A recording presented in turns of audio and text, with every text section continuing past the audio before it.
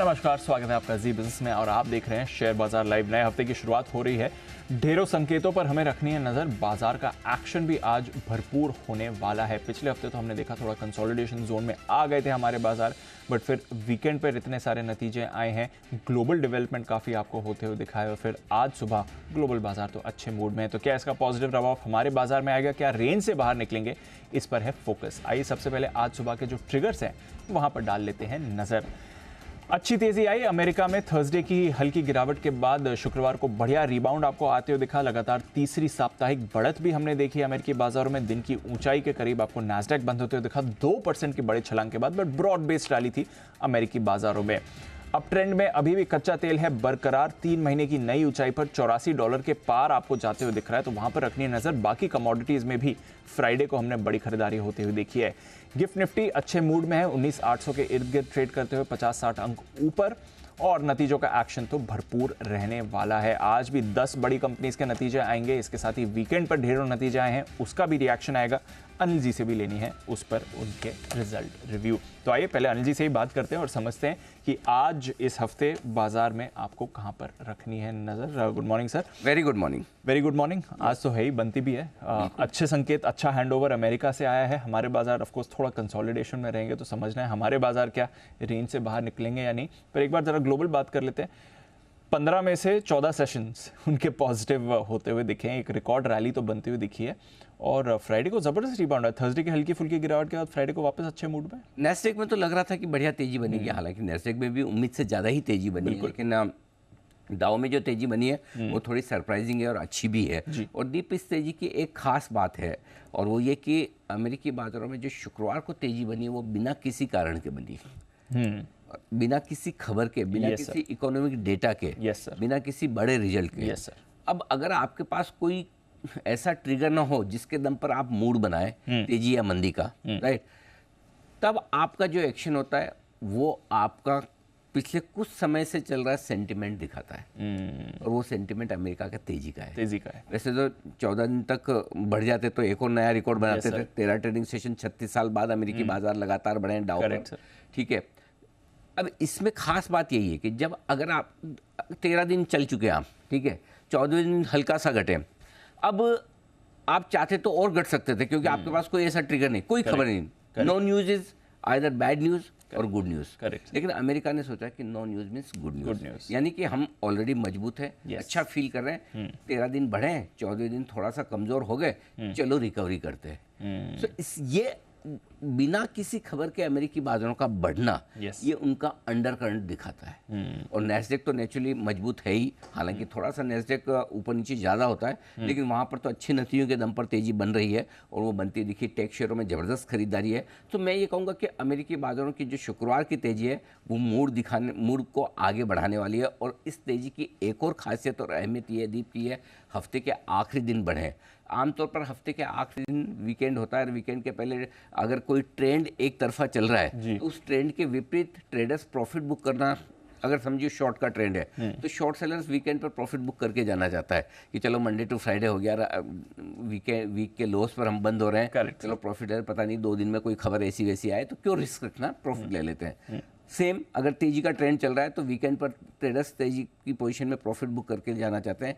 ठीक है, मंडे का मंडे देखेंगे, अभी अच्छा पैसा बन रहा है, 2 दिन में कोई खराब खबर आ गई तो, है ना। लेकिन इसके विपरीत अगर आप मजबूती के साथ ट्रेंड के साथ बंद होते हैं तो ये कुछ और दिखा रहा है जो कि अमेरिकी बाजारों की मजबूती है। और मुझे लगता है अमेरिका में ये हफ्ता भी फिर उस लिहाज से बाय ऑन डिप्स का या पॉजिटिव साइड का रहने की उम्मीद आप करके चल सकते हैं। डाउ फ्यूचर्स थोड़े से हल्के लाल निशान में है, no doubt. 15 trading session America में अच्छे रहे, थोड़ा बहुत ऊपर नीचे हो सकता है, बट शुक्रवार की तेजी के मायने हैं और अच्छे हैं ना, अच्छा वहाँ से लेना है।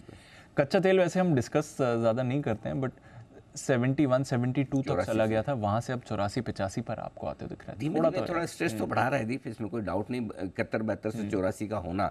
लेकिन बात वही है ना दीप कि अगर आपको तेजी चाहिए तो सिर्फ आप ये सोचो कि जहाँ मेरा इन्वेस्टमेंट है वहीं तेजी हो, या जिस एसेट क्लास में मैंने पैसा लगाया वही बढ़े, बाकी ना बढ़े।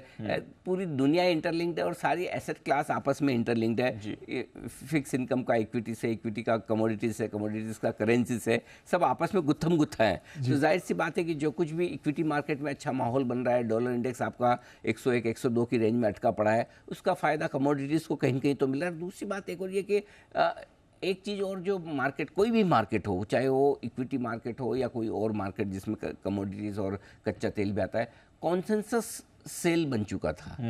सबको लगता है कि बस अब तो ये गया, अब इसको कोई उठा ही नहीं सकता। करेक्ट। और जब ऐसी फील आने लगे कि इसको कोई उठा ही नहीं सकता, तभी थोड़ा सा सरप्राइज आता है आपको थोड़ा सा, और वो कच्चा तेल में होता हुआ दिखा है। ऐसा नहीं कि कच्चे तेल के फंडामेंटल्स कुछ बदले हैं या बिगड़े हैं या सुधरे हैं, वैसे के वैसे हैं।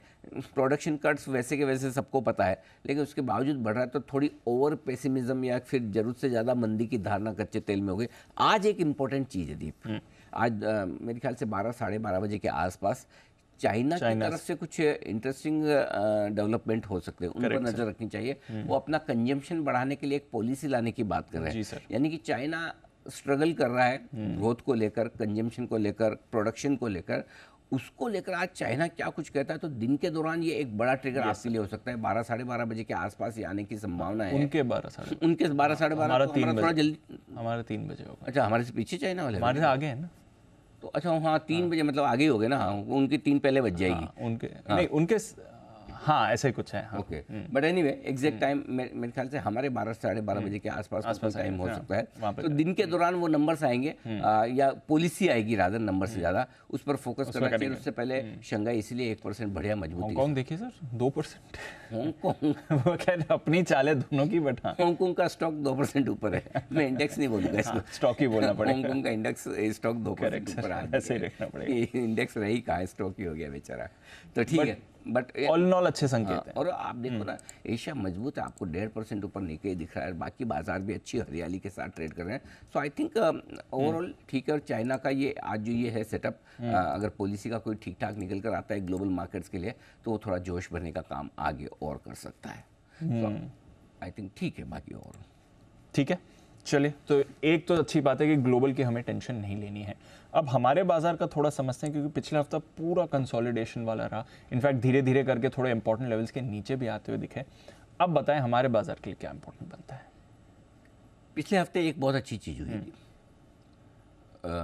एक तो हल्का फुल्का करेक्शन जो बाजार को चाहिए था, बढ़ने की रफ्तार पर ब्रेक, वो हो गया। और तीसरी चीज़ जो बहुत अच्छी हुई, और मैं वीकेंड पे इस बार मैं काफ़ी लोगों से मिला भी, काफ़ी मेरे प्रोग्राम्स भी थे जो मैंने अटेंड किए। छोटे बड़े सभी तरह के ट्रेडर्स, इन्वेस्टर्स, फंड मैनेजर्स से मुलाकात हुई। एक बात समझ में आई, और वो ये कि पूरी तरह से आमराय बन चुकी है मंदी को लेकर। मंदी को लेकर? मंदी को ये क्या हो गया? तो 350 पॉइंट ही है सर नीचे। इसलिए तो मतलब सबको लगता बहुत हो गया, सबको लगता बहुत हो गया, सबको लगता बहुत बढ़ गया, बहुत बढ़िया, अब रुकना चाहिए, बहुत बढ़िया, अब रुकना चाहिए। प्रॉब्लम ये है कि सब लोग जो सोचे ना, बाजार उसको ओबलाइज करता नहीं करता है। और ये कॉन्सेंसस जो बन चुकी है पिछले हफ्ते के बाद की, अब बढ़ना मुश्किल है, घटेगा, सेलिंग आएगी, अनाप शनाप वैल्यूशन, मुझे लगता है यही सपोर्ट देंगे। अच्छा, हाँ, यही सपोर्ट देंगे। तो इस हफ्ते की शुरुआत के लिए मैं पॉजिटिव नहीं, बुलिश हूँ। बुलिश हैं? हाँ, मैं बुलिश हूँ। हाँ, और मुझे लगता है कि गिरावट में खरीदारी का मौका है। अगर सुस्त शुरुआत हो, कमज़ोर शुरुआत हो, तो आज इस हफ्ते आपको खरीदारी का मौका है। हल्का फुल्का करेक्शन हो सकता है, कोई बहुत बड़ी बात नहीं है, लेकिन बड़ी गिरावट आपको मिले इसकी संभावना अभी तक तो नहीं दिख रही है, अनलेस कि ग्लोबल मार्केट्स बहुत ख़राब हो जाए, अननोन फैक्टर कोई आ जाए तो अलग बात है। बट आमतौर पर अच्छा, अभी तक रिजल्ट्स ऐसे कोई नहीं है जहां आपको एक्सीडेंट दिखे। एफआईएस की बिक वाली एक आध दिन होती है, लेकिन वापस खरीदारी के मूड में भी आ जाते हैं। लोकल फंड्स जिस दिन बड़ा गिरावट का मामला दिखे वहां खरीदने के लिए खड़े हो जाते हैं। फ्लोज अभी तक मजबूत है। मंथली आपके डेटा फिर से आ जाएंगे जुलाई महीने के, आप देख लीजिएगा म्यूचुअल फंड के। सो आई थिंक किस चीज़ के ऊपर हम बहुत ज़्यादा मंदी सोच रहे हैं। एक जो डर लग रहा था लोगों को कि बैंक्स के रिजल्ट ढीले आएंगे, बैंक्स ने रिजल्ट अच्छे दे दिए, राइट। ओवरऑल मुझे लगता है कि थोड़ा सा जरूरत से ज़्यादा तेजी सोचना गलत है, तो जरूरत से ज़्यादा मंदी सोचना भी गलत है। हर रोज़ मार्केट नहीं बढ़ सकता, बढ़ना भी नहीं चाहिए। मैं तो कहूँगा ये एक हफ्ता और कंसोलिडेशन का जाए, करेक्शन का जाए, जहाँ नीचे आराम से आपको निफ्टी है ना 19,300 19,500 की रेंज में सपोर्ट लेके आराम से टाइम पास करे, ऊपर में 19,700 19,900 की रेंज आए या 19,800 20,000 की रेंज आए, वहाँ पर रुकावट आए, कोई दिक्कत नहीं। 19,000 से 20,000 की रेंज में निफ्टी अगर पूरी अगस्त की सीरीज निकाल भी दे तो क्या फ़र्क पड़ता है, करेक्ट। पूरा अगस्त का महीना, अगस्त की सीरीज निकल जाने दो, नीचे में 19,000 हो, ऊपर में 20,000 हो, और हमने पूरा महीना टाइम पास कर दिया। 3 महीने की अच्छी 2,500 पॉइंट की रैली आपने निफ्टी में देख ली, और चौथा महीना टाइम पास में चला जाए तो मार्केट के लिए अच्छा ही है। लेकिन उस टाइम पास में आप कितना तेजी या कितना मंदी सोचते हैं। प्रॉब्लम क्या होता है, जैसे मार्केट बढ़ना रुकता है, तेजी सोचना बंद और इमीडिएटली मंदी सोचना शुरू हो जाती है। कंसोलिडेशन दोनों तरफ का होता है। बढ़ते हुए मार्केट में रुकना अच्छी बात है, लेकिन वहीं पर आप एक ही दिन में, एक ही हफ्ते में ये सोचने लगे कि टॉप बन गया, अब 20,000 कभी पार नहीं होगा, है ना। ये भी गलत, ये थोड़ा सा एक्सेस हो रहा है। Correct. और दूसरी प्रॉब्लम क्या है कि मशीन ट्रेड्स बहुत होने लगे हैं। और मशीन ट्रेड्स में तुरंत पोजीशन इतनी शिफ्टिंग होती है, और आप देखिए लाइफ टाइम हाई पर आप मार्केट में हैं, उससे 200-300 पॉइंट दूर हैं, राइट। पुट कॉल रेशियो 0.74, 0.78, ये मतलब इतने हल्के मार्केट है। यूफोरिया का है। और अभी भी मैंने एक डिप्स्टिक सर्वे किया दीप, इस वीकेंड पर मैं 3 या 4 इवेंट में था मैं इसमें। मैंने सबसे पूछा कि किसके पास पिछली बार लाइफ हाई जितना माल है। एक आदमी नहीं मिलता दीप, एक आदमी नहीं मिलता वैसा, कि जितना इक्विटी एक्सपोजर पिछली बार था उतना इस बार है। Correct sir. तो इसका मतलब लोग अंडर इन्वेस्टेड हैं, नीचे आते हुए देखना चाहते हैं। अच्छी बात है, देखने की इच्छा रखनी भी चाहिए, आए तो अच्छी बात है, पैसा लगाना भी चाहिए, लेकिन एक्सेसिव मंदी या 2-3 दिन बाजार न चले और उससे ये सोचना कि टॉप बन गया, घटेगा ही घटेगा, बढ़ेगा कभी नहीं, ये इन्वेस्टर का काम नहीं है। राइट। ट्रेडर्स के लिए ठीक है कि मुझे पता है कि 19,550 के नीचे जिस दिन बंद होगा उस दिन मेरा डे ट्रेडिंग पे स्टॉप लॉस ट्रिगर हो जाएगा, राइट। अगर मुझे लगता है कि बैंक निफ्टी 45,400 के नीचे आज बंद होता है तो मेरा BTST के तौर पर स्टॉप लॉस ट्रिगर होता है। 45,000 के नीचे बंद होगा तो पोजिशनल ट्रेडर्स के लिए स्टॉप लॉस ट्रिगर होता है। आपको वो लेवल्स पता होने चाहिए। लेकिन इन्वेस्टर्स के लिए मुझे नहीं लगता कि अभी भी सब कुछ बेच के फेंक के जाने का वक्त है। जो लोगों को लगता है कि 2-3 दिन से नहीं चल रहा है, अब मेरा माल खाली कर दूं, मेरा म्यूचुअल फंड रिडम्पशन कर दूं, स्टॉक में मेरा 40% बना हुआ है या 30% बना हुआ है या 50% बना हुआ है, तो भाई साहब देखिए हर साल कोई 50% बनता नहीं है। अगर एक साल 50% बना तो 3 साल का एवरेज कर लीजिए, अपना आपका 20% भी एवरेज आ जाएगी, और 20% की एवरेज आएगी तो आपको लगेगा कि आपने ज़्यादा पैसे नहीं बनाए। पैसे ज़्यादा बनाने हैं, थोड़े से बना के निकल नहीं जाना है। तो मैं फिर कहूँगा कि एग्जिट प्रॉपर प्लान करिए, हड़बड़ी में एग्जिट करने की ज़रूरत नहीं है। बने रहिए, डटे रहिए। रोज़ मार्केट नहीं चलेगा, रोज़ नहीं बढ़ेगा, हर हफ्ते नहीं बढ़ेगा, लेकिन व्यू डायरेक्शन अभी भी पॉजिटिव है। ये मैं इन्वेस्टर्स के लिए कहना चाहता था। ट्रेडर्स इसको मिसअंडरस्टैंड ना करें, क्योंकि कई बार ये होता है कि व्यू लॉन्ग टर्म के लिए दिया जाता है, शॉर्ट टर्म वाले उसको समझ जाते हैं। शॉर्ट टर्म के लिए दिया जाता है, लॉन्ग टर्म वाले वो समझ जाते हैं। कल परसों किसी का एक ट्वीट आया था कि आपने कौन से एक रिजल्ट का एनालिसिस किया था, मैंने उसको देख के सब बेच दिया। ये क्या पता नहीं, मैंने किसी का तो शॉर्ट खोल दिया होगा, वो वापस स्टॉक नीचे भी गया और वापस ऊपर आ गया। तो अरे रिजल्ट पे कौन ट्रेड करता है? रिजल्ट पे ये ट्रेडर्स का काम है। इन्वेस्टर्स अपनी पोजीशन पूरी जीरो करके सुनो और समझो तो सही कि कौन सी चीज़ इन्वेस्टर्स के लिए और कौन सी चीज़ ट्रेडर के लिए। आप कर रहे हैं इन्वेस्टमेंट, डिलीवरी लेके बैठे हैं, और एक्शन ट्रेडिंग वाला करेंगे तो कैसे तो नहीं चलेगा। सो दोनों चीज़ों में आपको फ़र्क आना जरूरी है। तो ये डे टू डे जो कमेंट्री है वो इन्वेस्टर्स के लिए अलग होती है, ट्रेडर्स के लिए अलग होती है। आज जो मैं आपको बात बता रहा हूँ, जिसमें मुझे, क्योंकि वीकेंड पे बहुत फीडबैक ये मिला कि इन्वेस्टर्स क्या करें, हम निकल जाएं, क्योंकि एक हफ्ते रुकते उनको डर लगने लगा। तो आप बिल्कुल बने रहिए, डटे रहिए, टिके रहिए, चिंता की बात नहीं, परेशान नहीं होना, नॉट एट ऑल। अनाप शनाप पैसा जल्दी से रोज आप आज लो, सुबह लो, दोपहर में बढ़ जाए, आज लो, कल बढ़ जाए, इस हफ्ते लो, अगले हफ्ते बढ़ जाए, वो नहीं होगा, लेकिन बनेगा। हाँ, मतलब ये FD की तरह जो साल का 7% मिलता है आपको, दिन का 7% मिलना जो शुरू हो गया था, वो नहीं होगा। सेकना पड़ेगा, रखना पड़ेगा, इंतजार करना पड़ेगा, लेकिन बनेगा। चलिए, गारंटी है। वैसे आप वीकेंड की बात कर रहे थे, कुछ विजुअल्स भी अभी हमारी टीम दिखा रही थी, बड़ा इंटरेस्टिंग इवेंट लग रहा है वीकेंड पर, काफ़ी पॉपुलर भी थे आप क्राउड के बीच में। कुछ अच्छे विजुअल्स भी आ रहे हैं, कुछ अच्छे इंटरव्यूज भी करे बाजार के जानकारों के साथ। जरा बताइए वीकेंड पर क्या कुछ करा आपने?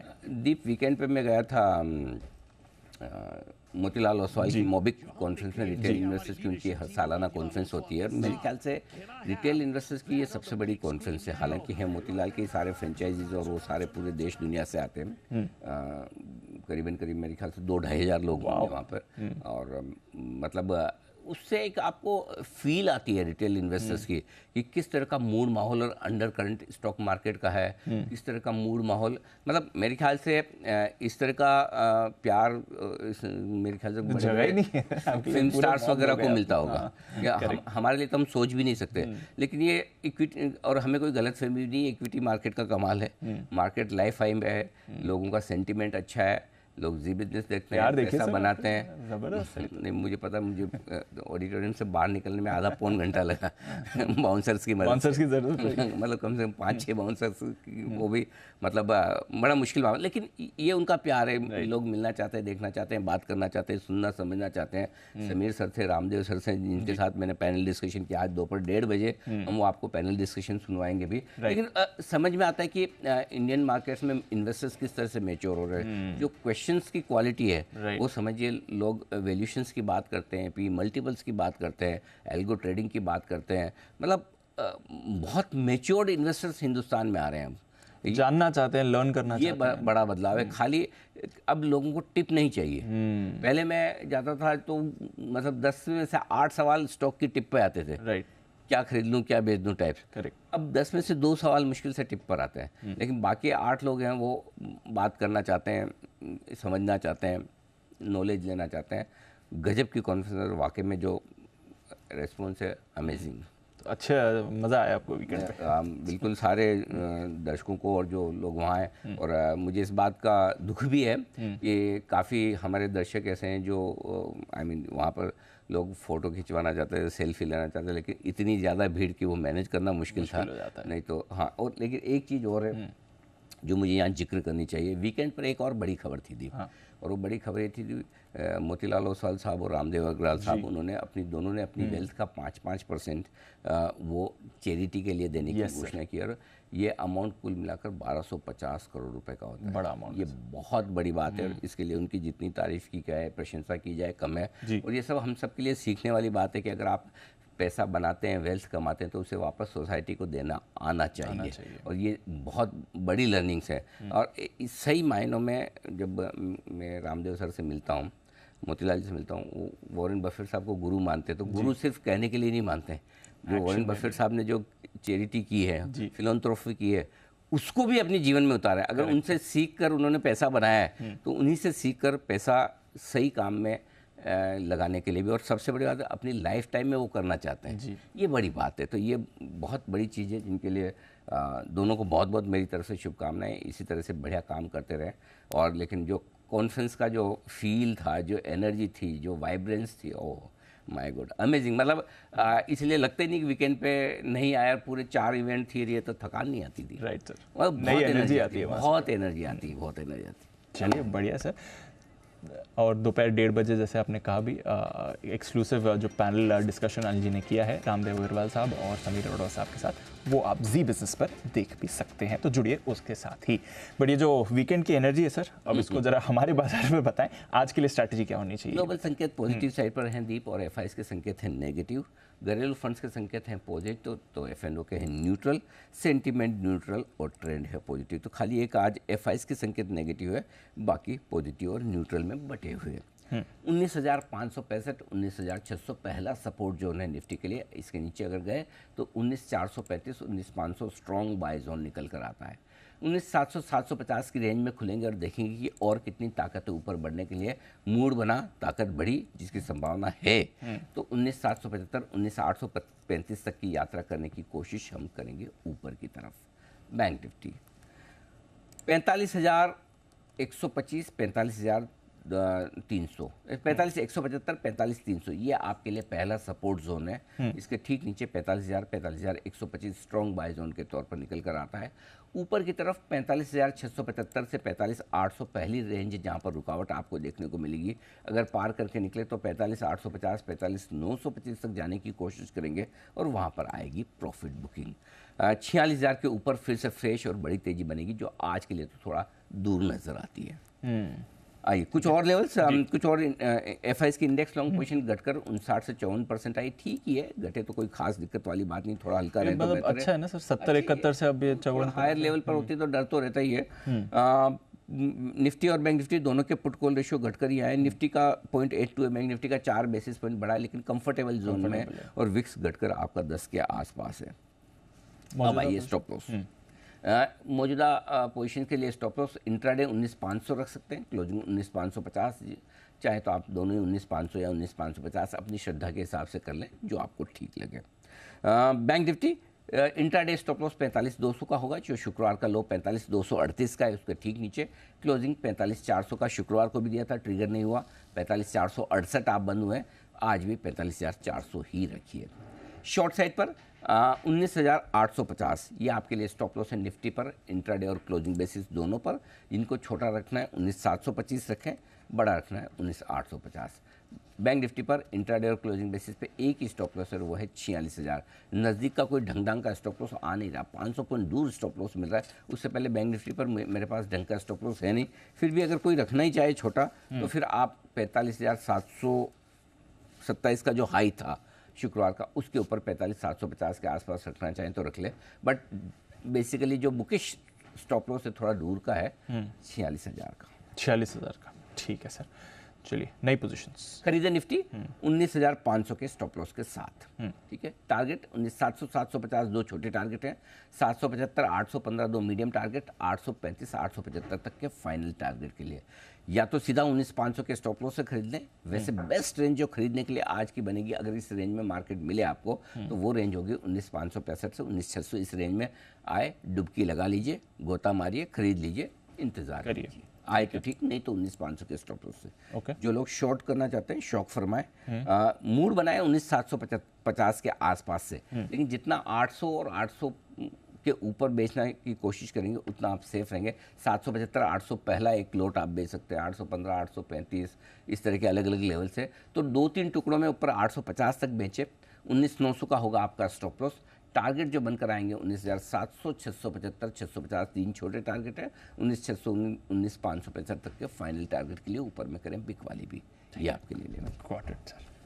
बैंक निफ्टी खरीदे, ये एक रेंज है जो मैं आपको देना चाहता हूँ, 45,075 से लेकर 45,225 की शुक्रवार के लोस के आसपास की रेंज है। यहाँ पर खरीदारी करें 45,000 के स्टॉप लॉस के साथ। टारगेट जो बनेंगे दीप 45 300 400 450 तीन छोटे टारगेट है, 550 625 और 675 तीन आगे के बड़े टारगेट। दूसरा तरीका ये है कि चूंकि मजबूत शुरुआत के आसार है, तो फिर शुक्रवार का जो लो है 45,238 का, एग्रेसिव ट्रेडर्स के लिए वहाँ खरीदारी की राय है, उस लो को स्टॉप लॉस मान लें 45,200 को। टारगेट जो बनेगा आपका 45,550 625 और 675 तीन छोटे टारगेट, 725 800 दो मीडियम टारगेट, 850 और 45,925 के फाइनल टारगेट के लिए करनी है आपको खरीदारी। जो लोग बेचना चाहते हैं 45,800 925 इस रेंज में आप जरूर बेचें। 725 के आसपास सोचे कि मुझे यहाँ बेचना है या थोड़ा इंतजार करें। जैसे कि अभी डाउ फ्यूचर्स 40-50 नीचे है, ठीक है। अगर डाउ फ्यूचर्स 100-125 नीचे हो जाए तो 45,700 पे भी आप थैंक यू करें तो कोई दिक्कत नहीं है, वहाँ भी सोच सकते हैं। तो डाउ फ्यूचर्स का मूड माहौल देखकर आप डिसाइड करें कि मुझे एग्जिट या बेचना कहाँ है। अदरवाइज 45,800 925 ठीक रेंज है। स्टॉप लॉस थोड़ा सा दूर का होगा, वो 46,100 का होगा, ताकि आपका ट्रिगर ना हो।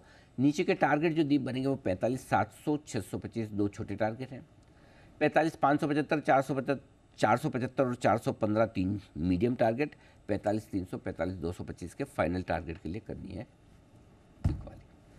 चलिए सारे लेवल्स और स्ट्रैटेजी तो आपके सामने है। बैन लिस्ट पहले ही दिन इंडिया बुल्स की एंट्री हो गई, ये इंटरेस्टिंग है। सीरीज के पहले दिन ही स्टॉक में एक्शन आया और बैन में एंटर भी हो गया। फंड्स की भी थोड़ी बात करते हैं सर। जी हाँ, 1000 करोड़ की बिकवाली कैश में है एफआईएस की तरफ से, 1800 करोड़ के बेचे हैं इंडेक्स। दोनों ही जगह बिकवाली का आंकड़ा है, लेकिन लोकल फंड्स भी डटकर मुकाबला कर रहे हैं।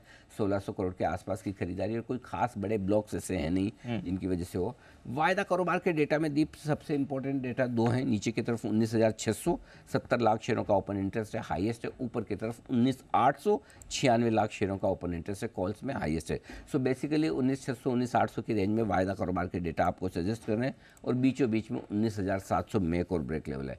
40 एक पॉइंट बढ़ जाए 19,700 से तेजी गिनना शुरू करें। 19,700 के नीचे जब तक है आप मजबूत नहीं है, फ्रेश कमजोर भले ही नहीं है लेकिन मजबूत भी नहीं है। तो 19,700 आपका मिडफील्ड है, 19,600 सपोर्ट, 19,800 रुकावट। ये एफएनओ डेटा आपको बता रहे हैं निफ्टी पर। बैंक निफ्टी पर सेम सिचुएशन 45,500 को लेकर है, लेकिन चूंकि सीरीज की शुरुआत है, डेटा कम है, 30-35 लाख शेयरों के हैं तो ज़्यादा फर्क नहीं पड़ता, लेकिन 45,500 के ऊपर आप थोड़ा ठीक रहेंगे। 45,500 के नीचे जब तक है तो थोड़ा ख़राब रहेंगे। तो आज तो 45,500 के ऊपर ही खुलेंगे और यहाँ 19,700 के आसपास और इसके ऊपर खुलने के चांसेस आपके लिए पूरे हैं निफ्टी में। ठीक है सर, चलिए ये है आपके लिए सारे के सारे लेवल्स और स्ट्रैटेजी।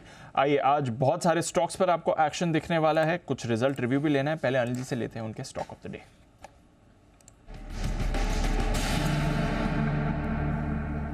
वायदा कारोबार के 2 स्टॉक ऑफ द डे मैंने चुने और दोनों ही आज रिजल्ट से हटकर, नहीं तो रिजल्ट्स के स्टॉक ऑफ द डे में आमतौर पर मौका कम मिलता है, क्योंकि वो एक्शन जो बनता है वो एक्शन बिल्कुल वैसे बनता है कि गैप अप गैप डाउन का ही हो जाता है। सीमेंस आज ये है वो स्टॉक जो स्टॉक ऑफ द डे के तौर पर खरीदारी करने की राय है। फ्यूचर्स के लेवल में आपको दे रहा हूँ 3850 के स्टॉप लॉस से आपको करनी है खरीदारी। टारगेट 3900 3900, 3920 3920 और 3945 3945 के बनेंगे। क्यों?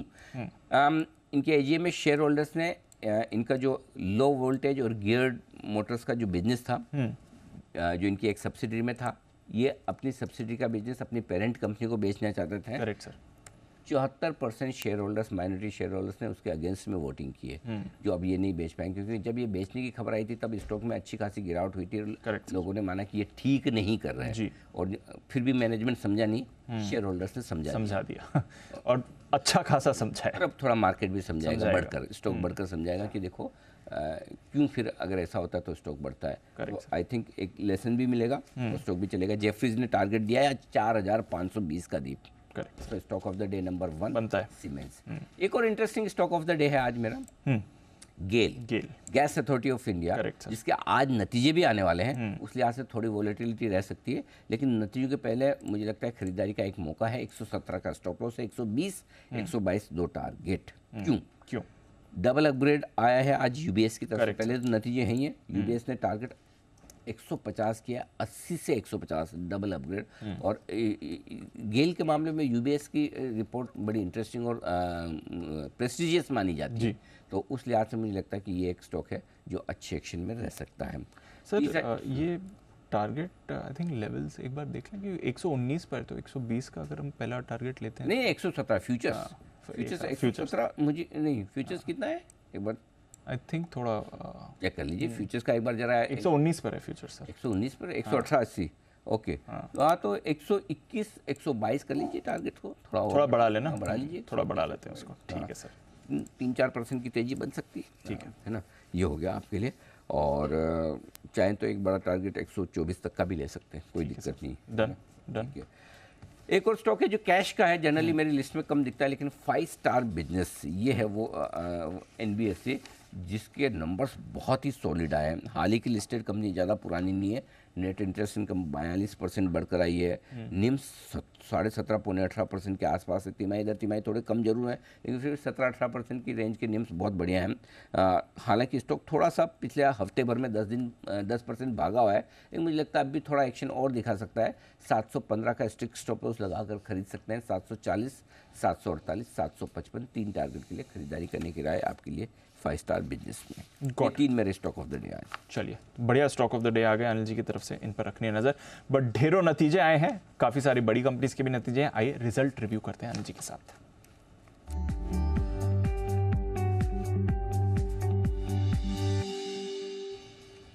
बताएं सर। पहले 3 अच्छे नतीजे बता दूं आपको। NTPC निफ्टी की इस दिग्गज कंपनी के नंबर से प्रॉफिट ग्रोथ मजबूत आती दिखी है। 12% फ्यूल कॉस्ट बड़ी कम हुई थी, तो इनकी रॉ मटेरियल कॉस्ट तो नहीं कहूँगा, खर्चे कम होने से, फ्यूल कॉस्ट कम होने की वजह से इसको बड़ा फ़ायदा मिला है, उससे अच्छी प्रॉफिट ग्रोथ आती दिखी है। रेवेन्यू इन लाइन है, कोई खास इंप्रूवमेंट नहीं है, लेकिन मार्जिन 29% के बढ़कर आए, अच्छा कहे जा सकते हैं।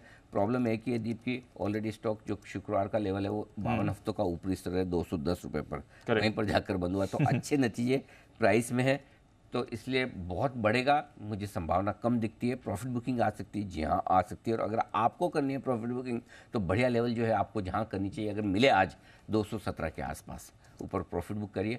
और अगर अच्छे नंबर्स के बावजूद प्रॉफिट बुकिंग से घट जाए तो 200 के आसपास लीजिए। अच्छा, आपके लिए रेंज मैंने दोनों तरफ की दे दी, नीचे सपोर्ट 200 है, ऊपर 217। ये है NTPC। सिमिलर बहुत ही शानदार नंबर्स IDFC फर्स्ट बैंक के, हर एक पैरामीटर से बहुत दमदार परफॉर्मेंस IDFC फर्स्ट बैंक की है। मैनेजमेंट कॉन्फिडेंट है ही, इसमें कोई डाउट नहीं है। इसलिए 8 तिमाहियों में रिटर्न ऑन एसेट्स इन्होंने 0.4 से 1.3 किया है। मतलब हर एक पैरामीटर पे आप देखेंगे नंबर्स में कहीं कोई खराबी नहीं। यहाँ भी दिक्कत ये कि स्टॉक 52 वीक हाई पर ट्रेड कर रहा है, पिछले कुछ दिनों में बहुत तेज़ी से भाग चुका है। शुक्रवार को भी 2% ऊपर बंद हुआ है। 3 महीने में पिछले रिजल्ट से इस रिजल्ट में 40% भागा है स्टॉक। बहुत बढ़िया। तो हो सकता है थोड़ी प्रॉफिट बुकिंग आए। नीचे सपोर्ट 82 पर है, ऊपर रुकावट 87 पर है। 87 के ऊपर बहुत अच्छा हो जाएगा, 82 के नीचे खराब होना शुरू होगा। तो मुझे लगता है प्रॉफिट बुकिंग आई तो 82 के आसपास सपोर्ट लेने की कोशिश कर सकता है ये स्टॉक। और तीसरे दमदार रिजल्ट से दीप वो है मैरिको। FMCG स्पेस में one of the best results आप कह सकते हैं। दिक्कत है कि मैनेजमेंट मैरिको रिजल्ट्स पर ज़्यादा एक्शन दिखाता नहीं है, लेकिन अच्छी बात ये ऑपरेशनल परफॉर्मेंस बहुत ही स्ट्रांग है। वॉल्यूम्स और मार्जिन्स दोनों उम्मीद से बेहतर आए। 23% के मार्जिन्स बहुत मजबूत कहे जाएंगे। वॉल्यूम ग्रोथ 5% के आसपास की डोमेस्टिक आती हुई दिखी है, तो बहुत मजबूत एडजस्टेड वॉल्यूम ग्रोथ मैं बता रहा हूँ। अच्छे नंबर्स हैं दीप। मैनेजमेंट की कमेंट्री भी पॉजिटिव है रूरल डिमांड को लेकर, और वित्त वर्ष 2024 को लेकर वो ग्रोथ की भी उम्मीद कर रहे हैं, अच्छी वॉल्यूम ग्रोथ, और मार्जिन भी 20% के ऊपर मेंटेन करने की बात कर रहे हैं। अब दिक्कत ये कि स्टॉक ये भी थोड़ा ऑलरेडी रनअप दे चुका है, तो लेट्स सी क्या होता है। तो मैं स्टॉक की प्राइस पर कमेंट नहीं कर रहा, खाली नतीजों पर मैं आपको विश्लेषण दे रहा हूँ। Got it sir. 3 ये हो गए आपके मजबूत। कमजोर वाले चाहिए बताए बहुत सारे। हाँ, लिस्ट तो लंबी है आज। Piramal enterprises, correct sir. Numbers बहुत कमजोर है, लेकिन बात यही है कि पीरामल के कमजोर नंबर्स के बावजूद इसको सपोर्ट दे देगा आपका बायबैक, और बहुत ही बढ़िया बायबैक। अच्छा बायबैक का कोई डाउट ही नहीं है। मतलब इससे बढ़िया बायबैक पीरामल कर नहीं सकता थे, और ये चीज़ काफ़ी मैनेजमेंट को सीखने वाली है। कई सारे ऐसे इंस्टीट्यूशनल मैनेजमेंट वाली जो कंपनियां होती, नॉन प्रोमोटर वाली कंपनियां, जिनको शेयर होल्डर को कुछ देना नहीं है, पीरामल के मैनेजमेंट ने न सिर्फ 1250 पे बायबैक की बात की है, 1750 करोड़ की साइज़ भी अच्छी है, और उसके ऊपर उन्होंने कहा कि टेंडर ऑफर है जिसमें लोग पार्टिसिपेट कर पाए, और सबसे इंपॉर्टेंट है कि हम नहीं देंगे, प्रोमोटर्स टेंडर नहीं करेंगे। तो मेरे ख्याल से बायबैक अच्छा है। थोड़ा स्टॉक हो सकता है कमज़ोर और प्रॉफिट बुकिंग आए, नंबर्स इतने मजबूत नहीं है, लेकिन नीचे में फिर बायबैक का आपको सपोर्ट मिल जाएगा। इसके बाद नंबर से एक और हैं, वो है MCX। हर एक पैरामीटर पे ऊपर नीचे दाएं बाएं आगे पीछे घुमा फिरा कर सबसे देख लें, मतलब खराब नंबर्स का सिलसिला खत्म ही नहीं हो रहा, हो ही नहीं रहा है, और आगे के लिए भी कोई उम्मीद ऐसी नहीं है। आय उम्मीद के मुताबिक 146 करोड़, कामकाजी मुनाफा 78% घटा है, मार्जिन 45% से 7%, ये एक्सचेंज है देखिए, और मुनाफा 53% बढ़ा है। सॉफ्टवेयर चार्ज 140-45 करोड़ का रेवेन्यू और 80 करोड़ सॉफ्टवेयर के चार्जेस के दे रहे, ठीक है। मजे की बात अलग है जी। सवाल है कि ये स्टॉक घटता क्यों नहीं घटता? किस चीज़ से नहीं घटता ये स्टॉक? किसी भी चीज़ है। 2% 5 दिनों में बढ़ा है। पिछले नतीजे भी बहुत खराब थे। यस, एक दिन घटा और वापस बढ़ा। उस नीचे हुए घटे हुए लेवल से देखेंगे तो और आपको 30% ऊपर दिखेगा, लेकिन 3 महीनों में 18% स्टॉक बढ़ा हुआ है। किस वजह से बढ़ा है कोई पता? तो इसका मतलब क्लियर कट है दीप कि कुछ न कुछ तो और चल रहा है, कुछ न कुछ तो और हो रहा है। मतलब बाजार मान रहा है कि कभी ना कभी सॉफ्टवेयर तो बदलना है। नहीं, सॉफ्टवेयर नहीं है। और भी कुछ है। मुझे लग रहा है मैनेजमेंट या एक्सचेंज ही ना बदल जाए। अच्छा, कुछ और ही वैसा चल रहा है। ओके, पता चला कि कोई 2 एक्सचेंज ही मर्ज हो गए, है ना, कि किसी बड़े इक्विटी एक्सचेंज के साथ मर्ज हो जाए, हो सकता है। ऐसा हो जाए, यू नेवर नो। NCX के पास NCDX है, BSE के पास नहीं है। करेक्ट। क्योंकि अगर इसी तरह से काम चलना है, और सेबी तो रोज नजर रख के कुछ न कुछ एक्शन रोज हर दूसरे तीसरे दिन कुछ लेती रहती है, तो आई थिंक इस वजह से मुझे लगता है कोई तो ऐसी वजह है जिसकी वजह से नंबर्स पे ये स्टॉक रिएक्ट नहीं करता है। भगवान जाने क्या है, जब आएगा तो पता चलेगा। तो MCX सपोर्ट नीचे में 1640 के आसपास है, ऊपर 1705 के आसपास का हायर लेवल है। ये फ्यूचर्स के लेवल में आपको दे रहा हूँ। तो घटे तो ले लीजिए, बढ़े तो थोड़ा प्रॉफिट बुक कर लीजिए। बढ़ने जैसे तो नंबर है नहीं, बट यू नेवर नो।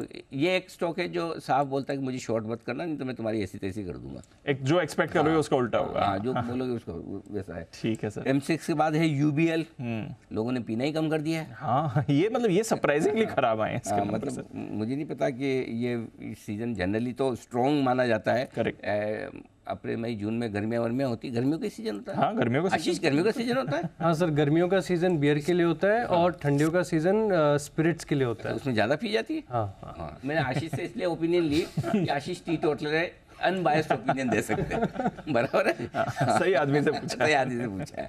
तो लेकिन उसके बावजूद परफॉर्मेंस काफ़ी वीक है और पूरे साल भर के लिए आउटलुक भी बड़ा प्रॉमिसिंग दिख नहीं रहा। तो नंबर्स तो कमज़ोर ही है, लेकिन कमज़ोर नंबर्स कुछ हद तक प्राइस में भी है। लेट्स सी स्टॉक क्या दिखा रहा है। लेकिन सबसे ख़राब नंबर जो मुझे लगे इन सब में वो है SBI कार्ड्स। SBI कार्ड्स के नंबर्स मतलब हर बार ख़राब आ रहे हैं और अब धीरे धीरे मैनेजमेंट से लोगों का भरोसा ही उठ रहा है। जो मैनेजमेंट कहता है वो करता तो है नहीं कुछ भी, वैसा वाला हाल है। आ ही नहीं रही परफॉर्मेंस उनकी तरफ से। एसेट क्वालिटी को लेकर फिर से चिंताएं हैं अब, और जैसे जैसे इकोनॉमी मजबूत होगी लोग रोल ओवर क्रेडिट लेंगे नहीं, रोल ओवर क्रेडिट नहीं लेंगे तो इनकी दुकान चलेगी नहीं। सो आई थिंक मतलब जितना लोग ज़्यादा डिले और डिफ़ॉल्ट करें उतना फ़ायदा SBI कार्ड को शायद ज़्यादा होता है। सपोर्ट 838 के नज़दीक है अगर स्टॉक गिरता है तो, और बढ़ता है तो 875 के आसपास। तो स्टॉक जनरली नतीजों पर रिएक्शन कम देता है, लेकिन अगर इसको देना है तो नंबर्स तो बहुत ख़राब है, इसमें कोई डाउट नहीं। खराब है। चलिए, तो ढेर सारे नंबर से मैंने सोचा कि एक बार जल्दी से आपके नहीं अच्छा किया सर, सारे बड़े नंबर्स तो कवर, गाइडेंस कम से कम समझ में आ जाए। और आपको 3 स्टॉक ऑफ द डे भी दिए हैं जी ने। तो चलिए इस पर है नज़र। आइए फिर बाकी खबरें और नतीजे, साथ ही आज के कुछ ट्रिगर्स, ब्रोकर रिपोर्ट सब डालते हैं हमारी टीम के साथ। अरमान कुशल और साथ ही आशीष है हमारे साथ स्टूडियो में। अरमान मॉर्निंग, बताएं ट्रिगर्स और बाकी कौन से नतीजे खबरें लेकर आए आप? जी गुड मॉर्निंग। आज भी कई सारे नतीजे हैं, जिसमें सबसे पहले अगर निफ्टी की बात करें तो Maruti Suzuki, UPL, power grid के नतीजे आते हुए दिखेंगे। F&O में भी कई सारे नतीजे हैं, जिसमें बॉश, नवीन फ्लोरिन, पेट्रोनेट, गेल, ओबरॉय रियल्टी जैसी कंपनियां हैं जिनके नतीजे आते हुए दिखेंगे। कैश में लिस्ट काफ़ी बड़ी है, जिसमें अगर आप कुछ की बात करूँ तो कैस्ट्रॉल इंडिया, या फिर आप JBM ऑटो देख लीजिए, या फिर गो फैशन देख लीजिए, और कई सारे स्टॉक्स हैं जिनके आपको नतीजे आते हुए दिखेंगे। पावर ग्रिड पर आपको ध्यान रखना है, क्योंकि बोर्ड बैठक में नतीजों के साथ साथ बोनस शेयर पर विचार किया जाएगा। कंट्रोल प्रिंट, यहाँ पर बोर्ड बैठक में नतीजों के साथ साथ बायबैक के प्रस्ताव पर विचार किया जाएगा। और JBM ऑटो, यहाँ पर नतीजों के साथ साथ जो है फंड जुटाने पर विचार किया जाएगा। इजी ट्रिप प्लानर्स, यहाँ पर आज बोर्ड मीटिंग होने वाली है। जो एक्विजिशन है अधिकरण के लिए प्रपोजल्स पे, वहाँ पर उसके लिए बोर्ड मीटिंग है, और उसी के साथ साथ फंड रेजिंग जो है उसके लिए भी यहाँ पर बोर्ड बैठक है। साउथ इंडियन बैंक, यहाँ पर बोर्ड बैठक में फंड जुटाने पर विचार है। और ग्लोबल के हिसाब से चाइना का यहाँ पर जो है वो प्रेस कॉन्फ्रेंस होती हुई दिखेगी, और हो सकता है कि चाइना जो है कंजम्पशंस को बूस्ट करने के लिए और मेशर्स जो है वो देता हुआ दिखे। IPO अपडेट के हिसाब से यथार्थ हॉस्पिटल, इनका IPO को अगर आप देखें बंद हो चुका है, और सब्सक्रिप्शन देखें बढ़िया मिलता हुआ दिखा है। कुल सब्सक्रिप्शन 37.3 टाइम्स भरा है, जिसमें रिटेल का हिस्सा 8.7, NII का हिस्सा 38.6, और QIB का अगर आप देखें तो 86 टाइम्स से भी ज़्यादा जो है बढ़ता हुआ दिखा है। और RVNL का OFS अपडेट की बात करें तो नॉन रिटेल का तो सब्सक्रिप्शन पहले आ ही चुका था 1.7x के आसपास, और रिटेल का सब्सक्रिप्शन अगर आप देखें तो 18% का था। ओके, तो ये है आपके लिए कुछ इंपॉर्टेंट अपडेट्स। मॉर्निंग कुशल, बताएं नतीजे कौन से हैं? मॉर्निंग दीप, नतीजों में सोनाटा सॉफ्टवेयर है सबसे पहले। नंबर्स अच्छे दिख रहे हैं, मार्जिन 7.3% पर आते हुए दिखे हैं। मुनाफे में 23% तक का उछाल है, और साथ ही कामकाजी मुनाफा कंपनी का 11% तक बढ़ता हुआ दिखा है। नज़ारा टेक्नोलॉजीज़, यहाँ पर भी नंबर्स बेहतर है। इनफैक्ट कंपनी की कामकाजी मुनाफे में 10% की ग्रोथ के साथ 33 करोड़ पर आंकड़ा आया है। साथ ही कंपनी का जो मुनाफा है वो करीबन 19.5 करोड़ पर आता हुआ दिख रहा है। 73% की ग्रोथ यहाँ पर भी देखने को मिली है। जहाँ तक यूको बैंक का सवाल है, नंबर्स मिले जुले हैं। NII करीबन 22% बढ़ी है, और जो प्रोविजनिंग है YOY बेसिस पर 45% की, लेकिन ऑन द कॉन्ट्रेरी वहाँ पर बढ़त देखने को मिली है। 390 करोड़ के आसपास कंपनी ने प्रोविजनिंग की है। GNPA, कंपनी की एसेट क्वालिटी में थोड़ा सा सुधार भी आता हुआ दिखा है। जहाँ तक MRPL का सवाल है, यहाँ पर कमज़ोर नतीजे हैं। मार्जिन 13.7% से घटकर क्वार्टर ऑन क्वार्टर बेसिस पर 9.8% पर आए हैं, और साथ ही कंपनी का मुनाफा भी 47% गिरता हुआ दिखा है। GRM कंपनी के $9.81 प्रति बैरल आते हुए दिखे हैं। लक्ष्मी ऑर्गेनिक्स, नंबर्स कमज़ोर हैं। 13.2% से मार्जिन 10.5%, मुनाफा लगभग 41% गिरकर 38 करोड़ पर आता हुआ दिखा है, और कामकाजी मुनाफे में भी 23% की गिरावट है। रोजरी बायोटेक, नंबर्स मिले जुले हैं। आय में करीबन 5.5% तक की गिरावट है 411 करोड़ पर, लेकिन कंपनी की मार्जिन 13.3% से बढ़कर 14.2% पर क्लॉक इन किए हैं। और अंत में स्टोव क्राफ्ट, यहाँ पर नंबर्स के लिहाज से स्टेबल सेट ऑफ नंबर्स दिख रहे हैं। आय में करीबन 8.5% की ग्रोथ के साथ 298 करोड़ कंपनी ने घोषित किए हैं। मार्जिन 7.8% से बढ़कर 8.1%, और मुनाफा भी 8 करोड़ के आसपास स्टेबल रहा है कंपनी का। ओके, तो ये है आपके लिए कुछ नतीजे। अरमान, आपके पास भी आते हैं कुछ नतीजे, आपके पास भी हैं? जी, कैफिन टेक्नोलॉजी, यहाँ पर नतीजे देखें, आय लगभग 7.5% के आसपास जो है लगभग बढ़ती हुई दिखी है। मार्जिन्स भी इंप्रूव होकर आए, 36.6% से इंप्रूव होकर 38.4% पर आते हुए दिखे हैं, और मुनाफे में भी आपको 16% के आसपास का उछाल दिखेगा। फिनो पेमेंट बैंक, यहाँ पर NII लगभग 64% के आसपास जो है बढ़ के आती हुई दिखी है। मुनाफा भी अच्छा खासा बढ़कर दिखा है, 10 करोड़ से 19 करोड़ पर जो है मुनाफा आता हुआ दिखा है। बैंक ऑफ इंडिया यहाँ पर एनआईआई लगभग 45% बढ़ी है। मुनाफे की बात करें वो भी अच्छा खासा बढ़ता हुआ दिखा है, 561 करोड़ से बढ़कर लगभग 1550 करोड़ के आसपास यहाँ पर आता हुआ दिखा है। और प्रोविजंस की अगर आप बात करें तो यहाँ पर भी अगर आपको दिखेगा प्रोविजंस में भी यहाँ पे आपको मूवमेंट दिख रहा है। जीएनपीए की बात करें या एनएनपीए, दोनों जो है कंपैरेटिवली आपको कम होकर आते हुए दिखे हैं। एनएनपीए 1.66% से कम होकर लगभग सिमिलर के आसपास, ये 1.65% के आसपास जो है आता हुआ दिखा है। और कंपनी के सीईओ का बयान भी आता हुआ दिखा है कि उनका जो एक्सपोजर है अदानी ग्रुप का, उन्होंने बताया कि लोन बुक का लगभग 1.3% के आसपास है। Star health and allied insurance, यहाँ पर अगर आप बात करें तो नेट प्रीमियम अर्न में लगभग 13% के आसपास की बढ़ोतरी है, मुनाफा 35% बढ़ा है। और कंबाइंड रेशियो जो है वो कंपैरेटिवली इनका कम हो गया है, जो कि अच्छी बात है। 98.3% से कम होकर 97.8% पर आता हुआ दिखा है। डीसीबी बैंक, यहाँ पर नतीजे मिक्स सेट ऑफ दिख रहे हैं। एनआईआई लगभग 26% बढ़कर आई है। और प्रोविजंस की बात करें तो वहाँ पर भी आपको बढ़ोतरी दिख रही है। वाई अगर आप देखें लगभग 8% के आसपास की बढ़ोतरी है। निम्स जो है वो कम होकर आते हुए दिखे, 4.2% से कम होकर 3.8% आते हुए दिखे क्यू अगर आप कंपेयर करें तो। और अंत में इक्विटा स्मॉल फाइनेंस बैंक की बात करें तो यहाँ पर मिक्स सेट ऑफ नतीजे दिख रहे हैं। एनआईआई देखें लगभग 28% बढ़कर आई है। मुनाफे की बात करें 97% के आसपास जो है बढ़कर आते हुए दिखे हैं। और एनएनपीए की बात करें तो वो भी लगभग अगर आप देखें तो फ्लैट ही आसपास आता हुआ दिखा। और निम्स जो है वो कमजोर होकर आते हुए दिखे, 9.1% से गिरकर 8.76% के आसपास आते हुए दिखे। चलिए, ये है आपके लिए सारे नतीजे। बट कुशल, कुछ खबरें भी हैं नतीजों के अलावा, बताएं इनके बारे में। बिल्कुल दीप, तो 3 खबरें और एक बल डील है मेरे पास, जिसमें सबसे पहले है ग्लैंड फार्मा। यहाँ पर यूएसएफडीए ने विशाखापट्टनम की जो स्टेराइल ऑन्कोलॉजी फैसिलिटी है वहाँ पर जांच की थी और उसमें यहाँ पर इनको कोई भी आपत्ति नहीं पाई गई। 20 से 28 जुलाई के बीच ये जांच की गई थी। रेमंड, यहाँ पर इसकी जो सब्सिडियरी है रेमंड रियलिटी, उन्होंने ठाणे में अपने चौथे प्रोजेक्ट का लॉन्च का ऐलान कर दिया है। और जो रेवेन्यू पोटेंशियल है इससे, इस प्रोजेक्ट से करीबन 2000 करोड़ रुपये का अनुमान लगाकर चल रहे हैं। RVNL, यहाँ पर सब्सिडियरी काइनेट रेलवे सोल्यूशंस ने शेयर होल्डर्स अग्रीमेंट किया है। यहाँ पर वंदे भारत ट्रेन्स के मेंटेनेंस और मैन्युफैक्चरिंग के लिए एग्रीमेंट किया गया है और इन सभी कामों के लिए एसपीवी का गठन किया है कंपनी ने। और एक बल डील है ओरिएंट इलेक्ट्रिक, यहाँ पर आईसीआईसीआई प्रूडेंशियल म्यूचुअल फंड ने लगभग 29.5 लाख शेयरों की खरीदारी की है 222 रुपये प्रति शेयर के भाव पर। उसके अगेंस्ट में यूनिफाई कैपिटल प्राइवेट लिमिटेड ने 20 लाख शेयर बेचे हैं सेम प्राइस पर। ओके, तो ये है आपके लिए और खबरें और साथ ही नतीजे। आइए इन पर ब्रोकरेजेस का क्या कहना है ये भी एक बार जान लेते हैं एफआईआर में।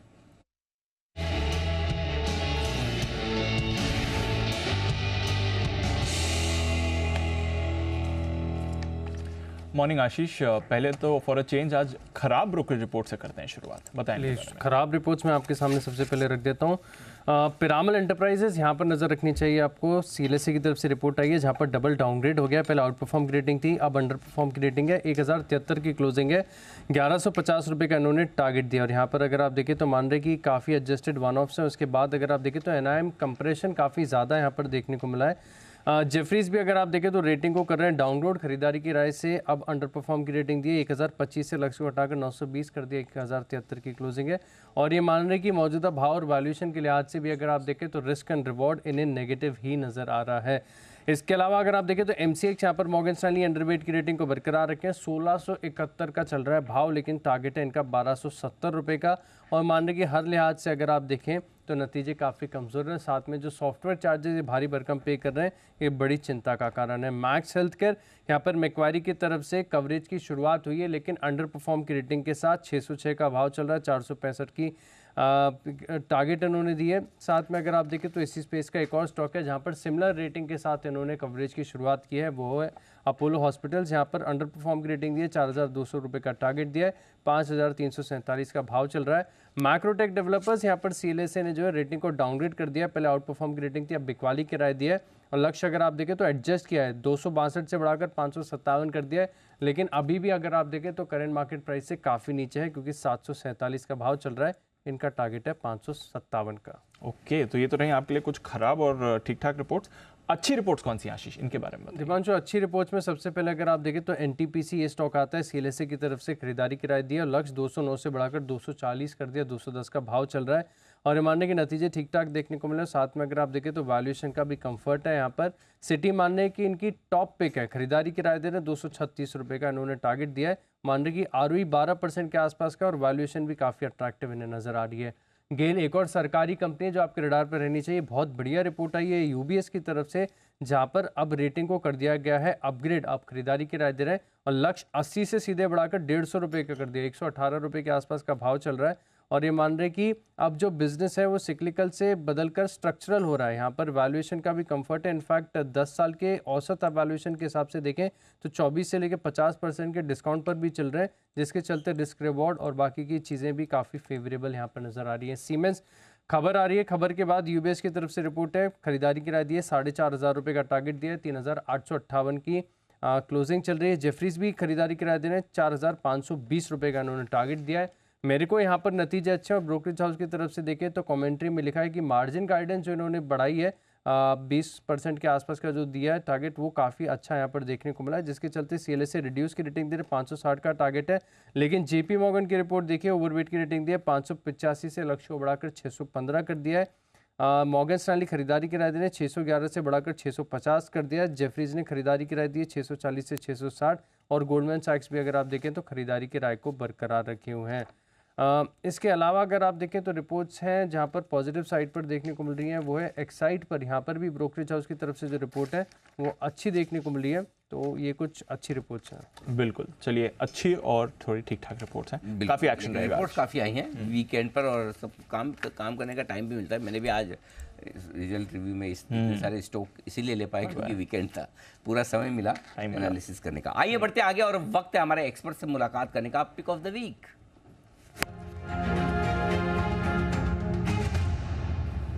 पूरे एक हफ्ते लगातार नंबर 1 की पोजीशन खोने के बाद आज बंसल जी सबसे पहले आ चुके हैं। स्वागत है बंसल जी आपका, बधाई, फिर से आपने अपनी पुरानी पोजीशन हासिल की है।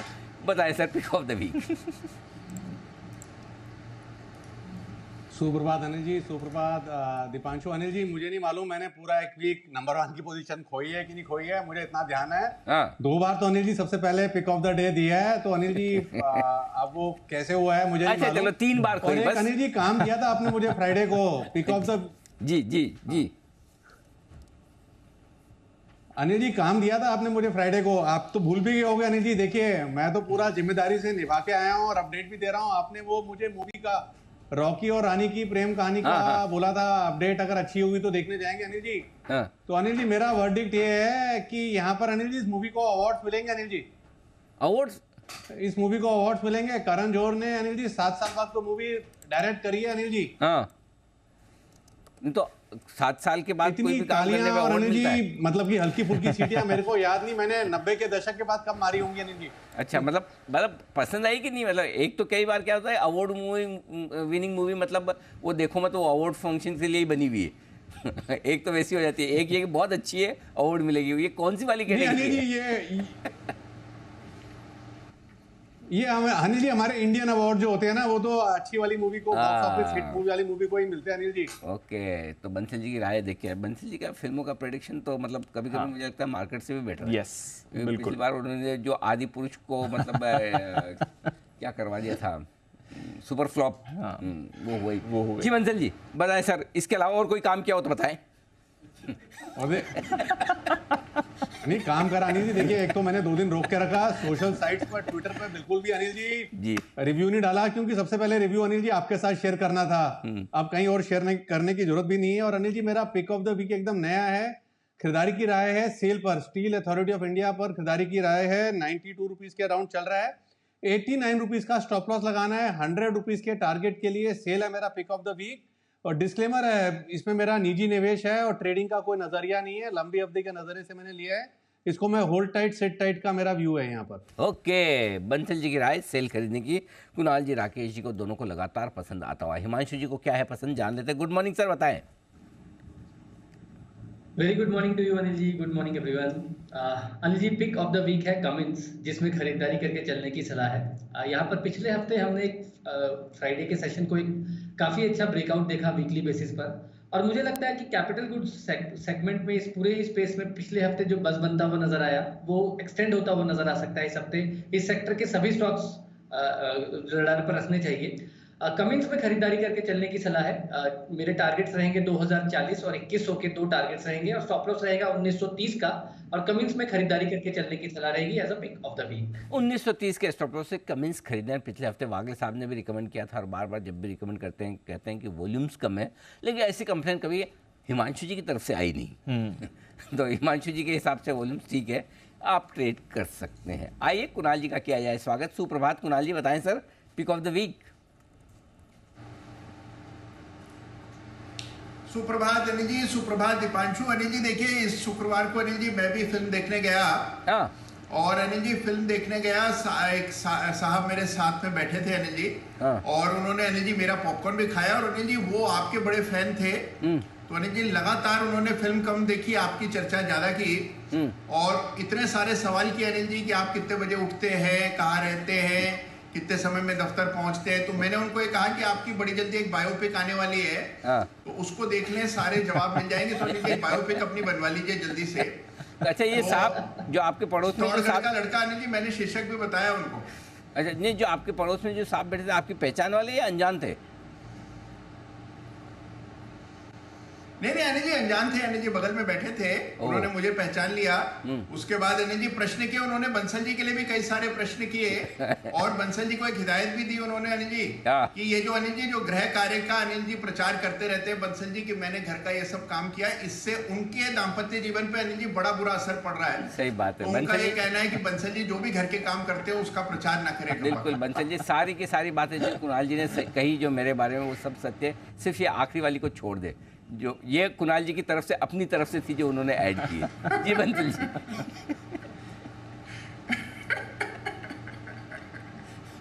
अनिल जी मेरा एक सवाल है अनिल जी। हाँ अनिल जी मेरे को डाउट है, कुणाल जी मूवी देखने गए हैं तो एक सवाल है कि कितने रुपए का, मतलब कौन सा पैक लेने पर पॉपकॉर्न इन्होंने खरीदे हैं तो पॉपकॉर्न का रिफिल मिल रहा है, और पीवीआर में ऐसा क्या हुआ है कि जिसकी अनिल जी मैं आपसे कंप्लेंट करना भूल गया, पीवीआर ने कुछ चेंजेस करे हैं जिससे अनिल जी व्यूअर को काफी दिक्कत हो रही है। तो अगर मूवी देखिए तो 2 चीजें बताएं आप। मान के चले कि कुणाल जी की टिकट किसी और ने खरीदी होगी। अनिल जी देखिए मैंने तो जी कुणाल जी जी जी जी अनिल जी बिल्कुल आपने सही फरमाया। अनिल जी कोई 600 रुपए का, मैंने जानकर अनिल जी ये बंसल जी सवाल करेंगे इसलिए पूरा होमवर्क करके मैं आया हूँ। कुछ 620 रुपए का कोई कॉम्बो पैक अनिल जी मैं पहले ही टिकट के साथ खरीद चुका था अनिल जी। बहुत ही बढ़िया। बाकी होमवर्क के बारे में भी बताएं जो आपका प्रोफेशनल वर्क है। पिक ऑफ द वीक बताएं sir.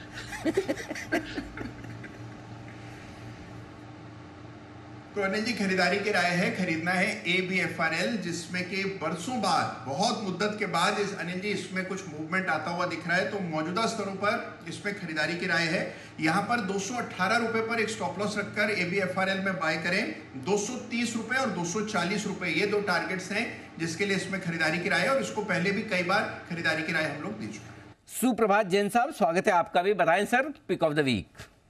Yes, very good morning Anil ji. और पिक ऑफ द वीक के पहले आपने मेरा अच्छा दिन बनाया, ट्विटर पे बहुत जबरदस्त कॉम्प्लीमेंट्स दिए जैन साहब के, जेम्स का मैंने 3 साल का एनालिसिस किया था, so thank you so much once again. And मैंने एक चीज लिखी थी, आपने उसको पढ़ा कि नहीं पता नहीं, क्योंकि रात को मैंने लेट नाइट लिखा कि पुराने जन्मों के कर्मों से ऐसे मेंटोर्स मिलते हैं। As an elder brother You have been guiding us. Thank you so much, sir. अरे सर आपकी मेहनत का कमाल है, आपकी रिसर्च का कमाल है, लगे रहिए।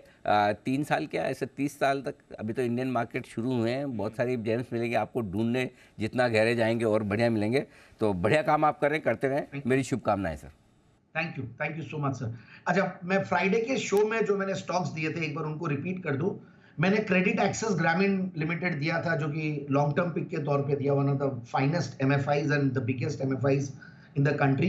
और नोसिल लिमिटेड अगेन बहुत ज्यादा परफॉर्म नहीं किया मार्केट्स के साथ, तो ये पोजिशनल पिक के तौर पे दिया है। और FNO पिक के तौर पे मैंने ग्रासिम इंडस्ट्रीज दिया। तो ये 3 तो हो गई फ्राइडे वाली रिकैप। और इस वीक के लिए मैं हमारे कुणाल जी की प्रिय स्टॉक और एक MNC लिंडे इंडिया, ये स्टॉक दिया हूं मैं। पहले भी मैंने पिक ऑफ द वीक के तौर पे इस शो में दिया हुआ इस स्टॉक को। और बैंक्स में ICICI बैंक बढ़िया लगता है, रियल एस्टेट में प्रेस्टीज एस्टेट बढ़िया लगता है, टाटा केमिकल्स अगेन बढ़िया लगता है, बहुत ज्यादा डाउनसाइड लगती नहीं है, नेस्को एक अच्छा पिक है, और टाटा पावर स्टॉक्स में थोड़ा पावर बना हुआ है। तो आई थिंक ये 5-6 स्टॉक्स पे नजरें बनी रह सकती है पिक ऑफ द वीक के तौर पे। Okay, Tata chemicals, Tata power, एक में लास्ट वाला मिस कर गया, और कौन सा है? Nesco, Nesco. Okay okay, Tata chemical, Tata power, Nesco, ये हैं वो स्टॉक्स जो जैन साहब को हैं पसंद खरीदारी करने के लिए आज से।